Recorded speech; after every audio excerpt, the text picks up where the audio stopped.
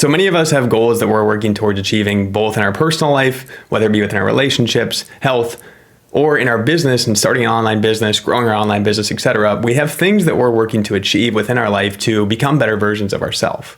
Now, typically, more than often, most folks don't actually achieve the goals that they set out for themselves because they don't have a system to follow to actually bring those goals to life. So what I want to do in this video up ahead is share with you a simple 4-step process that I follow to set and achieve goals. What's going on, guys? Blake Fontana here. Typically in these videos that I share in the channel, it's usually about business strategies, business tactics, and things around starting, growing, and scaling an online high-ticket info-based business. Now, in this video in particular, we're going to talk about this goal topic from the lens of not just about business, but also about personal life. So use these tips up ahead to apply towards whatever goal you're achieving. We have a different framework that we use specifically for achieving financial goals in our business called our profit prediction framework, which I'm going to be sharing with you again here in an upcoming video.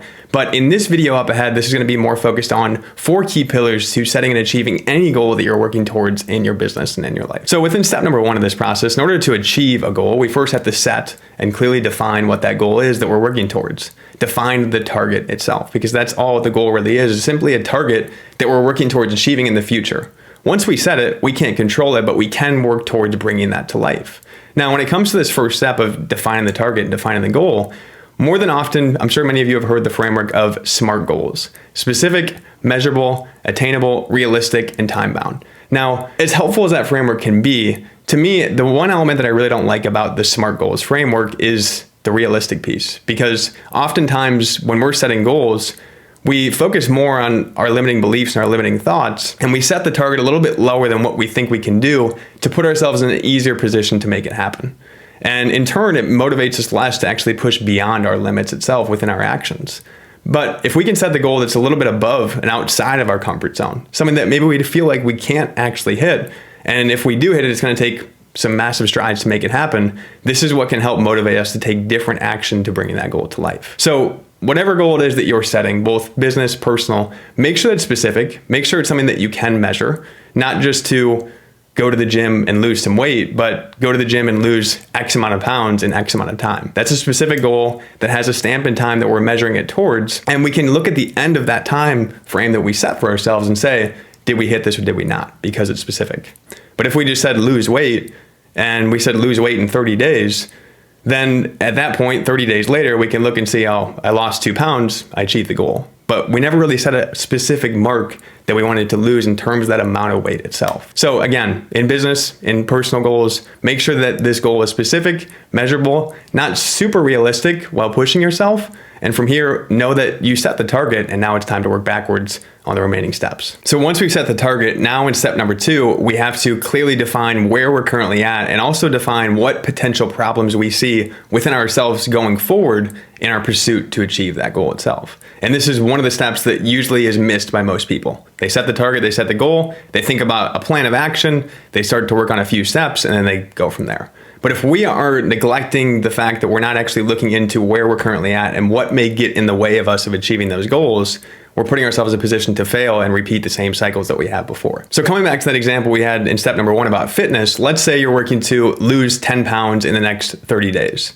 Now, if this is the goal that you're working towards and you're kind of auditing yourself and looking into where you're currently at with this area of health and fitness, maybe you realize that in the past, when you've tried to achieve a goal similar to this, you've fallen short because you haven't actually shown up consistently. And you show up for the first week, you get all hyped up and excited, and then week 2 hits and you start to go a few less days, week 3 hits and you only go a couple days, and week 4 hits and you don't go at all. So this may be an area that you want to look into to look for some accountability or a coach in that area to help support you and drive you to keep you on track. In addition to this, perhaps you notice that maybe you do go to the gym consistently, but you struggle to stay eating healthy. And you find yourself grabbing unhealthy foods around the house to keep yourself full and happy. And in turn, you don't actually lose the weight. So this is where you know that you need to work on the nutritional aspects of your diet and health plan. Now, to help combat this to achieve your goal, perhaps you want to eliminate certain foods in your house and integrate meal prepping before that week ahead so you have no excuse to grab other foods and you have the healthy foods ready to go right in front of you. Another example on the business side, let's say, again, you're working to launch this new coaching offer of yours and you want to launch this coaching offer in a way that you actually can generate some interest from folks in your audience. So you want to use your content to talk about this new offer that you're launching. But You know that in the past you've struggled to write content, and you're not super confident when it comes to writing out that new post about this offer that you're selling and hitting publish on it. So you know here that there's some skills that you need to focus on developing within this content bucket of your business to actually put yourself in a position to achieve these goals. So the main point I want to make here in point number 2 is that we're really doing a self-audit of ourselves, asking ourselves, what do we think will get in the way of us going forward to achieving this? And also, what do we need to improve right now in order to put ourselves in a position to actually bring this goal to life? Because more than often, there is going to be some blocks that we're prone to that we can avoid if we think ahead on those. And secondly, there's going to be some skills that maybe we don't have right now that we need to put more emphasis on developing to really put us in ourselves in a position to bring that goal to life. So when we're doing these self-assessments in step number 2, go deep with it. Don't just ask yourself, what do I think will get in the way of achieving my goals? And you think, okay, I'm not super consistent, so maybe it's consistency. Go deeper with it. Ask yourself why. Ask yourself why again. Ask yourself why a third time. And honestly, go 7 levels deep with this if you can, because the reality is, in our mind, we're going to think of problems that may get in the way of us achieving goals. And we'll have a few problems in mind. We'll have a few skills in mind that maybe we need to develop. But without realizing it, sometimes these are just symptoms to deeper rooted problems that we actually have. So the reason that we're not consistent could be because we don't actually have a system to follow each and every day to show up and execute in our plan. In our mind, we think consistency is the main problem, and we think maybe we need accountability to bring that to life. But the truth is, if we went deeper with it, we really just need a clear step-by-step plan to execute on. Now, again, this is different for everyone, but the point is, the first thought that comes to mind with problems that we may encounter or skills that we may need to develop within, more than often, that first thought is going to be just a symptom of the problem. And in order to find that root problem that we want to combat in pursuit of this goal, then we have to be willing to ask ourselves and go deep with ourselves in self-discovery and finding that out itself. For many, this can be an uncomfortable thing, because we're facing things that we don't want to face within our own life and within our own business. And more than often, we want to avoid even looking or thinking about these things. But the more that we can actually face our fears, face our problems, face the areas that we know we need to develop within that we've been avoiding, this is how we can really become more well-rounded and really put ourselves in position to grow in the way that we want. So as you complete step number 1, we now know where we want to go. As you complete step number 2 and really be honest with yourself and going 7 levels deep with that, we're now really crystal clear on where we're at. And now we can think about what do we need and what do we need to do to put ourselves in a position to bring that goal to life. It starts with defining where we want to go, getting clear on where we're at, and now we're filling in the middle. So as we get into step number 3, now we're defining the plan of attack to bring that goal to life. So it starts by us defining the target, then getting really clear on where we're at and what we need to bring that target to life. And now we can use step number 3 to connect the dots between the two.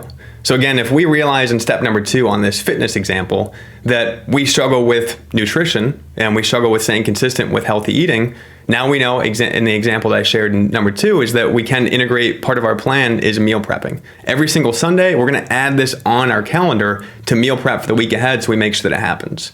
We're not just going to say, hey, I want to meal prep. We're going to make sure that we block it out in our calendar so we're actually deriving an action that we want to achieve or do to put ourselves in a position to be more consistent in that area. Same goes for showing up and actually working out at the gym. Perhaps the reason that we avoid going to the gym and working out is because we don't have a fitness plan to follow. And we go into the gym and we kind of do something really short and simple because we don't really know what to do itself. So this is where you identified this in step number 2, and now you can combat this to not create the same trends again in the future by saying this time around, every single Sunday, I am making sure that I'm planning out my fitness plan for the week ahead, or I'm making sure that this schedule is in place and I'm blocking out all the days that I need to work out on my calendar, locking that in on a time so I'm making that commitment to doing that, and I have it in place for me to follow and show up and do. What we really want to do here is kind of eliminate the thought and indecisiveness of what to do. And the only way that we can do this is by getting clear on the patterns that we've had in the past and what we need to change to actually do that itself. So without that step number 2, we can't really articulate what we need to do in step number 3 because we don't really know what trends we want to reverse, what we want to improve on, and what we need to lock into our calendar or provide ourselves with to put ourselves in a better position going forward to actually showing up and following through. To share another quick example of this on the business side, let's say you're working to start your first online business and you've tried this many attempts before in the past. You realize in step number 2 that you've tried 4 different efforts of an online business before, but kind of fallen flat and failed and never really brought what you wanted to bring to life with that business. So let's say in your realization in step number 2, you know that you need more of a business plan to actually execute on to bring this goal to life. And since you're in the beginning stages and you're just trying to start this online business for the first time and do it successfully, maybe you know or you realize that, hey, it's time for me to get a coach that's been where I've been before to help give me that plan. In this example, again, this applies for fitness, business, whatever it may be. The point is, one thing that I've done often in the past related to this is, let's say, paid my coach in advance, found that coach, went out and provided myself with that coach that I need, and then paid him in advance because now I've made that commitment. I've put money on the line. I've invested into this thing that I know I need to bring my goal to life. And I'm much more likely to show up and use that thing now that I've put hard-earned money into it and made that full investment itself. So in summary, what we're really doing here in step number 3 is defining what we need to bring that goal to life and making sure that we're not repeating the same patterns that we've done in the past by going out and giving ourselves what we need, while also making new commitments around the areas that we know we need to commit within because we haven't shown up in that area in the past. And we realize that through our self-discovery. Without this step, we end up repeating our same patterns because we're just randomly executing in hopes that our goal will come to life. And this is something that I see very often in my position as a coach in the online business space, working with clients that come in that have maybe experienced some programs before, had some growth before, still aren't achieving their online business goals, but they aren't really clear on what is currently missing in their business, what skill sets need developing. But they're still setting new goals and they're still hoping to achieve those goals, but they're kind of doing random acts to bring those goals to life. And in turn, since they don't know where they're at, they don't know what skills they need, and they're randomly acting on these goals that they're working towards, then they get to the end of the time that they set for this goal and they feel disappointed because nothing changed. But the only way we can actually create change is when we actually get clear on where we're at and what we need to develop to create that change and create those new patterns. The first 3 steps are the easy, the fun part. The 4th step for many is the most difficult part. And without the 4th step, nothing can ever come to life in terms of the things that we're pursuing.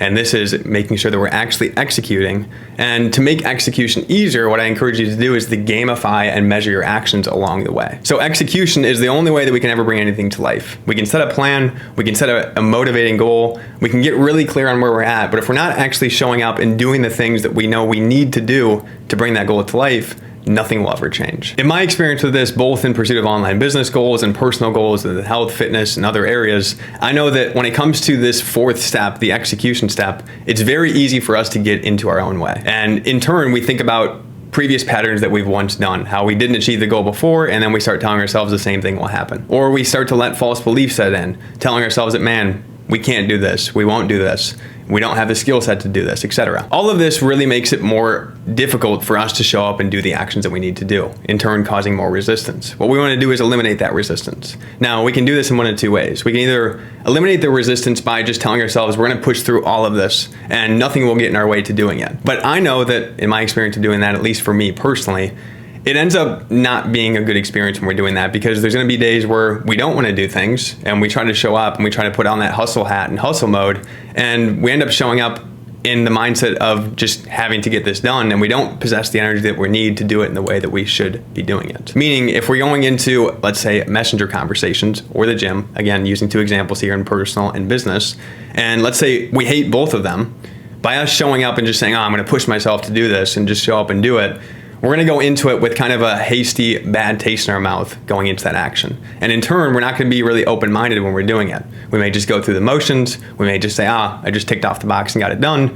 But that's not what we want to do. And instead, in my experience, what I've realized is the best way to take greater action in pursuit of our goals is to gamify our actions in a way that we can actually start to make these actions that we're taking fun and exciting and motivating to continue to create the pattern over and over again.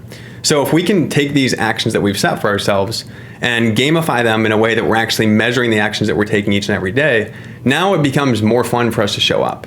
It becomes more fun for us to tick off the boxes with excitement because we're seeing ourselves follow through with our commitments. And we're proving to ourselves that, hey, we aren't what we previously were. We're changing that by knowing that, hey, this is where we are now. This is where we want to get to. And it's going to take small, gradual daily actions of us showing up and doing these things to make it happen. It won't happen overnight, but I know that I can chip away at this if I measure my actions, gamify my actions, and have it set up in a way that I actually have fun showing up and progressing each and every day. Which leads me to the 5th and final bonus tip here on this goal setting topic, and that is reflection.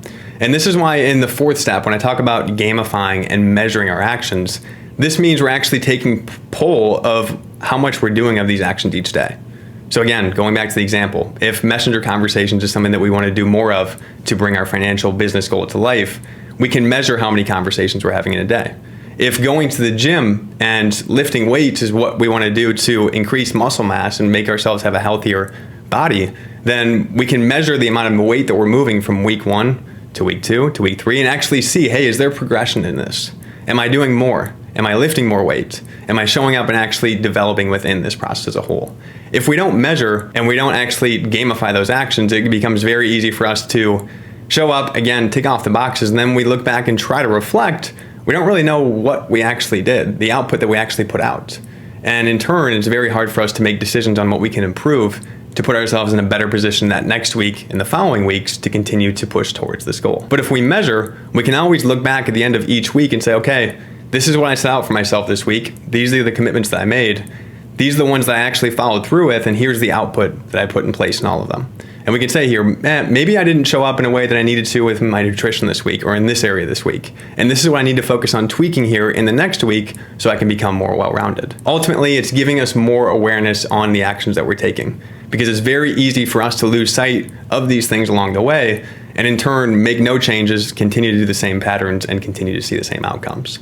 If we measure and if we reflect, we can always be in control and have perspective on where we're at right now and what we can tweak and change to optimize our path to getting to our goals. So with those steps aside, those are the exact steps that I've personally found helpful to me in setting and achieving goals at a higher level, both in my business and in my personal life.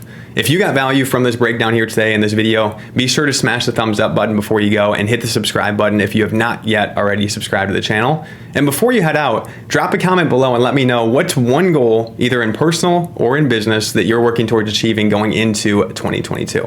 Let me know in the comments below, and I look forward to seeing you back on the next video very soon.